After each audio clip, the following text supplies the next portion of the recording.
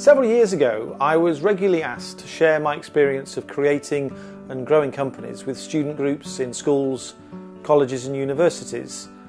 I was, and still am, in no doubt that visiting speakers add value, but I wasn't convinced then that asking people to sit and listen passively to what one person had to say was the best way for budding entrepreneurs to learn.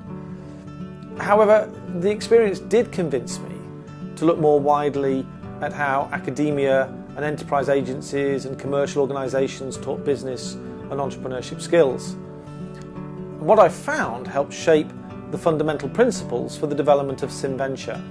It quickly became clear that very few resources offered the learner an active and meaningful experience that reflected reality. In fact, in several cases, people were being taught untruths. Even though starting a business or new venture involved risk, there was no way for learners to practice and fail authentically whilst training. And learners were often disengaged by the style of teaching or training, especially when it was one talking to many.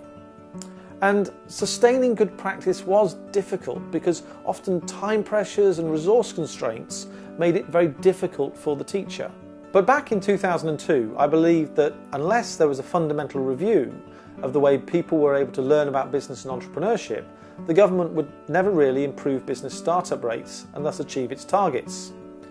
So, with my experience in business and the research completed, I was convinced that a high-quality business startup simulation could make a valuable difference. My brother Paul, who specialises in software development, agreed to design the simulation, and we worked together on the project, but neither of us expected it to take 4 years.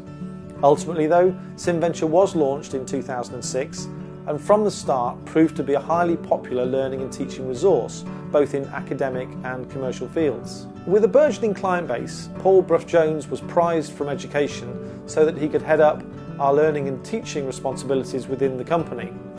And by 2009, SimVenture had won a number of awards and was being sold all over the world. International growth has fueled the development of a global agent network, as well as translations of the product into different languages. The SimVenture team remains very much focused on the principles of the original product's design. By providing authentic resources that engage minds in a highly sustainable way, we're able to help teachers and trainers work with individuals to develop real business and entrepreneurial talent.